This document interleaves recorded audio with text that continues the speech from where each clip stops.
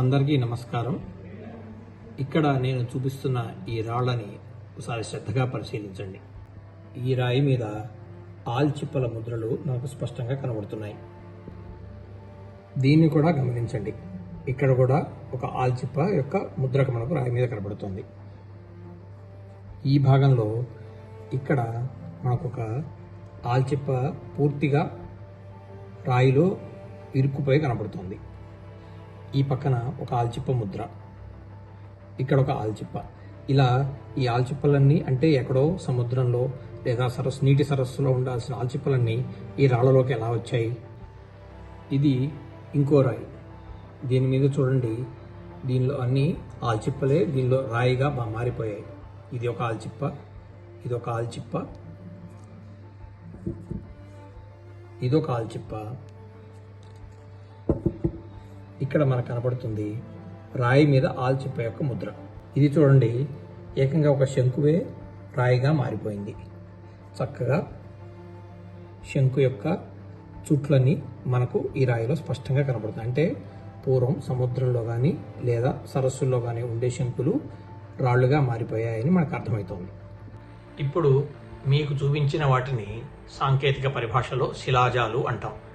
శిలాజాలు అనగా భూమి మీద కొన్ని లక్షల సంవత్సరాల క్రితం జీవించిన జీవులు అవి చనిపోయిన తర్వాత క్రమంగా శిలారూపాలుగా మార్పు చెంది శిలారూపాలుగా ఏర్పడడాన్ని శిలాజాలు అంటాం. ఇప్పుడు ఇవన్నీ మీకు చూపించిన శిలాజాలన్నీ తెలంగాణ రాష్ట్రంలోని ఆసిఫాబాద్ జిల్లా కెరిమెరి మండలంలోని బోరిలాల్గూడ అనే గ్రామ శివార్లో ఉన్న పొలంలో మేము సేకరించడం జరిగింది. ఇవన్నీ ఆల్చిప్పల శిలాజాలు. ఇవి తెలంగాణ అనేది మనందరికీ తెలుసు. ఇది సముద్ర ఒడ్డున ఉన్న రాష్ట్రం కాదు. మనకు సముద్ర తీర రేఖ లేనప్పటికీ ఆల్చిప్పల శిలాజాలు మనకు తెలంగాణ మధ్య భూభాగంలో ఎలా లభించాయి? ఒక ఆసక్తికరమైన అంశం ఇది. దీన్ని పరిశీలిస్తే ఇక్కడ మనం కొన్ని భూభౌతిక వివరాలు తెలుసుకోవాలి.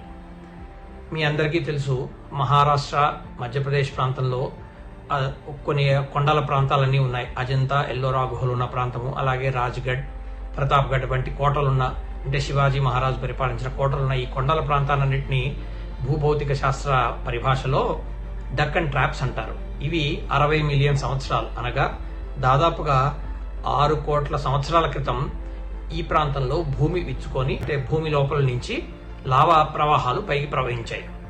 ఈ ప్రవహించిన లావా ప్రవాహాలు దాదాపు 15 లక్షల కిలోమీటర్ల మేర విస్తరించాయి. ఇవన్నీ ఇప్పటి మహారాష్ట్ర రాష్ట్రము, మధ్యప్రదేశ్ రాష్ట్రము, అలాగే ఉత్తర తెలంగాణ రాష్ట్రంలో ఈ డక్కన్ ట్రాప్స్ అనే ఈ లావా ప్రవాహాలన్నీ విస్తరించి ఉన్నాయి. ఈ 6 కోట్ల సంవత్సరాల క్రితం ఈ డక్కన్ ట్రాప్స్ ఏర్పడక ముందు ఆయా ప్రాంతాల్లో ఉండే సరస్సులు అవన్నీ ఉండుంటాయి కదా, వాటిలో ఈ ఆల్చిప్పలు అవన్నీ ఉంటాయి కదా. ఈ లావా ప్రవాహాలు వాటి మీదకి ప్రవహించి ఆ సరస్సులో ఉండే జీవులన్నింటినీ శిలాజాలుగా మార్చివేశాయి. ఇలా మార్చివేసిన ఈ లావా ప్రవాహాల కింద ఉండే ఈ పొరలని ఇంటర్ట్రాపియన్ బెడ్స్ అంటారు. ఈ ఇంటర్ట్రాపియన్ బెడ్స్ లో మనకు అనేకమైన శిలాజాలు లభిస్తాయి.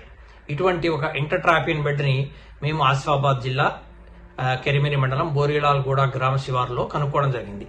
అచ్చట సేకరించిన శిలాజాలే ఇంతకుముందు నేను మీకు చూపించిన ఆల్చిప్పల శిలాజాలు.